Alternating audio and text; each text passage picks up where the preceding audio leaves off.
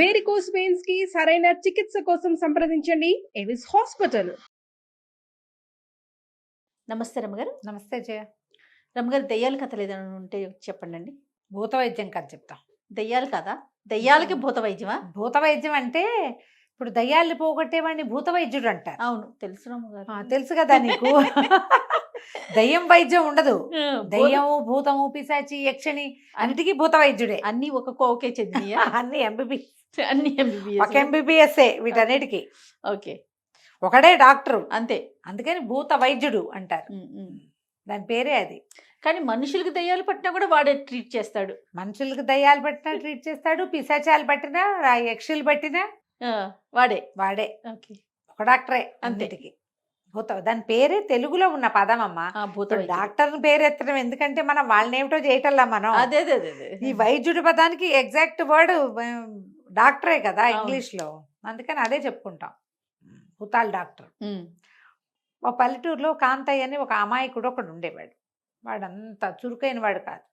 చిన్నగా వ్యాపారం, తినుబండారాల వ్యాపారం చేసుకునేవాడు. ఆ రోజుల్లో ఒక ఊరి నుంచి ఒక ఊరికి నడిచిపోవాలి అమ్మకాలకి. ఏదైనా అమ్మకాలకైనా కొనుబళ్ళకైనా మనం ప్రయాణం చేసి వెళ్ళాలి.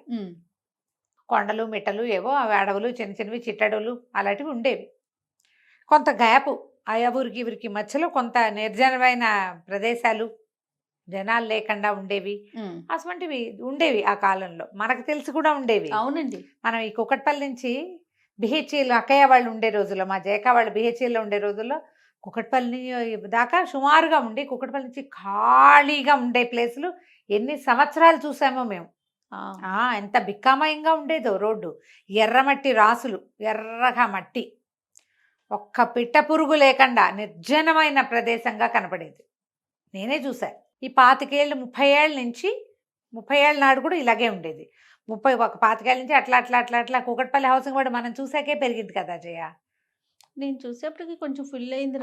మాకు తెలిసే నాటికే ముందు కుకట్పల్లి, నేను ముందు కదా హైదరాబాద్. అవును, కుకట్పల్లిలో నేను వర్క్ చేసే నాటికి కుకట్పల్లి ఒకటి హౌసింగ్ బోర్డు అప్పుడప్పుడే డెవలప్ అవుతోంది. మెల్లిగా ఒక్కొక్కటి ఒక్కో వెంచర్ పడ్డాయా. వివేకానంద నగర్లో కొంచెమే ఇళ్ళు ఉండేవి అప్పుడు. ఓకే, ఇప్పుడు మొత్తం వచ్చేసింది. మన ఊళ్ళ మధ్యలో కూడా, మనకు కూడా అది ఓకే, మన ఊళ్ళ మధ్యలో కూడా అలాగే. అసలు రోడ్డు మీద ఒక్క ఇల్లు లేకుండా ఉండే చోట ఇప్పుడు ఎన్ని ఇళ్ళు వచ్చినాయో. అవును అవును, ప్రపంచం మారిపోతుంది. పాతకాలం అట్లా ఉండేది. అయితే ఈ కాంత ఏం చేసేవాడు, ఇంటి దగ్గర తినుబండారాలు అవి ఇవి చేయించుకుని, అప్పచ్చులు, చెక్కలు, చేగోడీలు, మనకు కూడా తెలుసు చేగోడీలు తెచ్చేవాళ్ళు. ఇవన్నీ పుచ్చుకుని రెండో ఊరు, ఇంకో ఊరికి వెళ్ళి 2-3 ఊళ్ళకి వెళ్ళి అమ్ముకొచ్చుకునేవాడు. బతికేవాడు సంపాదనతో కుటుంబం. అయితే వీడు వర్షాకాలం వెళ్ళేటప్పుడు గొడుగు లేకుండా ఎట్లా వెళ్తాడు? తినుబండారాలన్నీ ఏదో ఒక సూపర్ సంచి లాంటి దాంట్లో పెట్టుకునేవాడు, తడవకుండా. ఏదైనా కప్పుకునేవాడు, గోను సంచి లాంటిది. ఒక గొడుగు కావాలి, వస్తువులు తడిసిపోకుండా. ఒక కొత్త గొడుగు కొనుక్కున్నాడు. ఎక్కడో కొన్నాడు ఒక గొడుగు. కొత్త గొడుగు కొనుక్కుంటే ఏమైంది, ఆ ఊర్లో చలపతి అని ఒకడు ఉండేవాడు. వాడు భలే మోసగాడు. ఎవరైనా వస్తువులు కొనుక్కుంటే వాడి కన్ను కుడుతూ ఉండేది.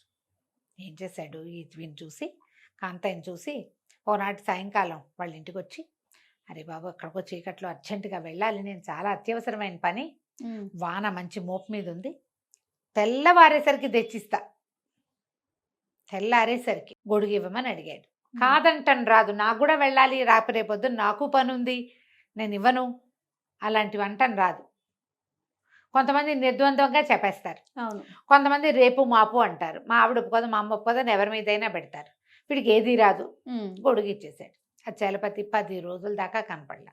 ఆ తర్వాత 4-5 రోజులు అసలు వానలే లేవు. మళ్ళీ తినుబండారాలు తయారు చేయించుకుని ఈ కాంతయ్య బయలుదేరే టైంకి గొడుగు లేదు. చలపతి తెచ్చి ఇవ్వలేదని ఆ చలపతి వాళ్ళ ఇంటికి వెళ్ళి అడిగితే, అయ్యో నీ దగ్గర గొడుగు తీసుకున్నానని నేను దొప్ప దొగుతూ వెళ్ళాను నీళ్లలో, నా వల్ల అవ్వలేదు, అసలు తడిసిపోయాను అనేసరికి ఆశ్చర్యపడి, అదే నా గొడుగు చిరిగిపోయింది అన్నాడు. చిరిగిపోవటం కాదురా, గొడుగు వేసుకుని వెళ్ళి మన కొండ మలుపు ఉంది కదా, ఆ మలుపు దగ్గర ఒక దయ్యం ఎదురుపడింది నాకు.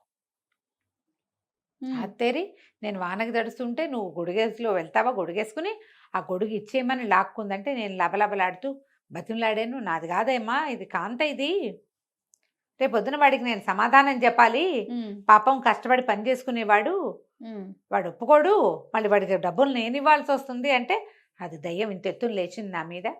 అత్తేరి, మధ్యలో వాడెవడు, నువ్వెవడు, నాకు నచ్చింది గొడుగు నాకు ఇచ్చేసావంతే, ఓవేళ అంతేగా కాంతే గనక నిన్ను బలవంత పెడితే ఇప్పుడు చివర మర్రి చెట్టు ఉంది కదా, దాని త్వరలో ఊదెళ్ళిపో, కాంతయ్య నన్ను హడావిడి పెడుతున్నాడు కొడుకు కోసం అని, వాడి సంగతి నేను చూస్తా అన్నది. ఇంకా నీ మాటకు ఎందుకు లేని నీ మొహం చూపించకుండా తిరుగుతున్నాను రా అన్నాడు. అనగానే కాంతయ్యకి కాళ్ళు చేతులు వణికిపోయినాయి. వాడి దయ్యాలు ఉన్నాయని ప్రగాఢంగా నమ్ముతాడు పాపం. చచ్చే భయం, నమ్మకం, భయం రెండు అంతేగా. ఇక కాళ్ళు వణికిపోయి ఏడ్చుకుంటూ ఏం చెయ్యాలో తెలియలే. ఏం చేస్తాడు, ఆ ఇంట్లో ఉన్న పాత గొడుగునే రిపేర్ చేసుకున్నాడు. మళ్ళీ కొత్త గొడుగు కొనుక్కునే సత్తా లేదు. పైగా దయ్యాలు గొడుగులు లాక్కుంటుంటే మనం వేసుకెళ్తున్నప్పుడు కూడా అది ఎప్పుడో పీక్కుంటే మనమేం చేయాలి, ఎందుకు వచ్చిందని పాత గొడుగు మాసికలు వేసుకుని దాన్నే వాడుకుంటున్నాడు. ఆ ఊళ్ళో శరభయ్య అని ఒక భూత వైద్యుడు ఉన్నాడు.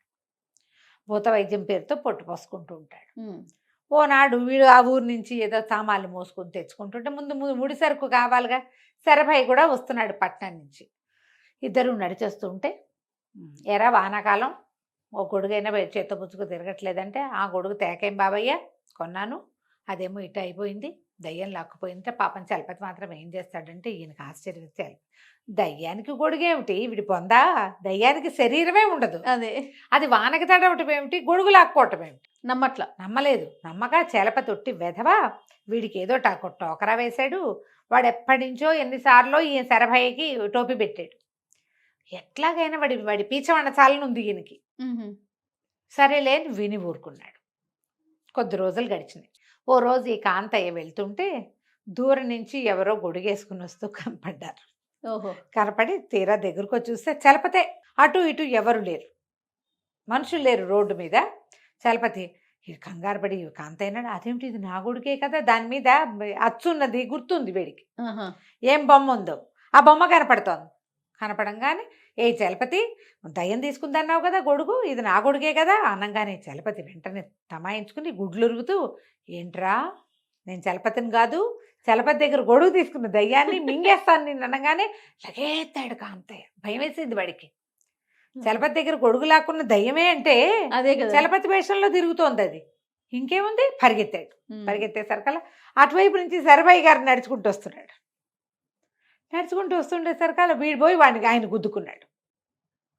ఏమిట్రా కంగారు, ఎందుకురా సామాన్లన్నీ పడేసుకుంటూ అట్ట మీద పడతావేమిట్రా, కళ్ళు మీద కనకుండా అని నేను కేకలేస్తే వీడన్నాడు, కాంతయ్య బాబయ్య నేను మీకు చెప్పలేదా, చలపతి దగ్గర నుంచి దయ్యం లాక్కుంది గొడుగని, అదిగోనండి కనపడుతుంది అన్నాడు. దూరంగా నడిచిపోతున్న చలపతిని చూసేసరికల్లా పట్టుకోవాడు అంతు చూస్తాను నేను అన్నాడు. ఈయనున్నాడుగా ఆసరా, దాంతో నా భయం అండి అన్నాడు. కానీ భయం లేదేం లేదు, వాడిని చిత కొట్టి దయ్యాన్ని విడిపించకపోతే కనుక, బయటికి పంపించకపోతే చలపతిని చంపేస్తుందిరా, అది చచ్చిపోతాడు చలపతి ఆనంగానే. అయ్యో బాబా ఇంకేమైనా మన ఊరు వాడు పాపం చలపతి చనిపోతే చిన్నప్పటి నుంచి మనకు తెలుసు. వీడు పరిగెత్తి ఆగు ఆగు అనేసరికల్లా వెనక్కి తిరిగి చూడంగానే శరభయ్య కాంతయ్య ఇద్దరూ కనపడేసరికి చలపతికి అయిపోయింది మన తాషా మార్బా మోగబోతోందని పరిగెత్తాడు. శక్తి కొద్ది పరిగెత్తాడు కానీ వీళ్ళు ఊరుకోలే. అటు నుంచి ఎవరో వస్తున్నాయి, పట్టుకోండి శరభయ్య బాబాయ్ పట్టుకోమన్నాడని ఈ కాంతయ్య కేకలు పెట్టాడు. అవతల నుంచి గొడగడ బుడ్డాళ్ళు ఎవరో ఉంటారు కదా గొడ్లు కాసేవాళ్ళు, వాళ్ళెవరో ఆ పక్క నుంచి వేసుకుని దూరం అన్ని పక్కల నుంచి వాటేసుకుని ఆపేశారు. ఆపేశాక ఈ శరభయ్య గారు ఏం చేశాడు, చింత చెట్టు నుంచి ఒక చివరే ఓ చింతబరికి కోయండి అని ఇంత పెద్ద ఇది కోయించి కొమ్మ కోయించి ఆకులు దూసేసి పెడేల్మని పీకాడు. ఒకటి గట్టిగా కొట్టేశాడు. కొట్టంగానే చలపతి బాబాబు వదిలే శరభయ్య, నన్ను నేను చాలా దయ్యాన్ని కాదు చలపతినే, వాడి గొడుగు కోసం ఎత్తెత్తానంటే ఒప్పుకోలేదు శరభయ్య. నాకు తెలీదా దయ్యమో చలపతో నాకు తెలీదా, 30 ఏళ్ళ నుంచి భూత వైద్యం చేస్తున్నాను, ఛాన్స్ దొరికిందే ఛాన్స్ అని చిత్త కొట్టి వదిలిపెట్టాడు. ఆ గొడుగు కాంతయ్య పరం చేశారు. చావు దెబ్బలు తిన్నాడు. గొడుగు ఇచ్చేసి నువ్వు వెళ్ళిపోమన్నారు. ఈయన చావు దెబ్బలు తిన్నాడు. ఆ తర్వాత పాపం ఇతను కాంతయ్య ప్రతిసారి చలపయ్య ఎక్కడైనా కనపడితే బాగుండు, నాకు గొడుగు అవి ఇప్పించేశాడు శరభయ్య బాబాయ్ అని చెప్దామని ఉంది. వాడికి తెలియదు అమాయకుడు, వీడు మోసం చేస్తున్నాడని శరభయ్య గారికి అర్థమైంది కానీ వాడికి అర్థం ఇంత జరిగినా వాడికి అర్థం కాలేదు. పాపం అమాయకులు అలా ఉంటారు కదా. ఆ గొడుగు పుచ్చుకుని తిరిగేవాడు. చలపతి మాత్రం మళ్ళీ కనపడలే, ఆ ఊళ్ళోనే లేడు. చావు దెబ్బలు తిని వేరే ఊరు వెళ్ళిపోయాడు. బాగుంది కదా భూత వైద్యం, చాలా బాగుంది. 3 వంతులు దయ్యాలు పట్టటము అవన్నీ కూడా ఇలాంటివే ఉంటాయి జయ. మోసం లేకపోతే వాళ్ళకి ఏదైనా మానసికమైన సమస్య, మానసిక రుగ్మతలు, లోబడిపోతారు. మనసు గట్టిగా ఉంటే మనకి గాల్లో ఏవో తిరుగుతాయి, అందులో అనుమానం ఏం లేదు. మనం బలహీనమైన మనసు ఉంటేనే మనం వాటికి లొంగుతాం. కొంత మన పైత్యం మనం విన్నవన్నీ ఉంటాయి మన బుర్రలో. అవును. ఆ ఏదో కనపడుతుంది దాన్ని అది ఇదేనని మన బ్రెయిన్ మనని నమ్మిస్తుంది. చివరికి ఇదిగో ఇలా అవుతుంది. కంచికి మనం ఇంటికి. బాగుంది రమ్మ గారు. నమస్తే. నమస్తే.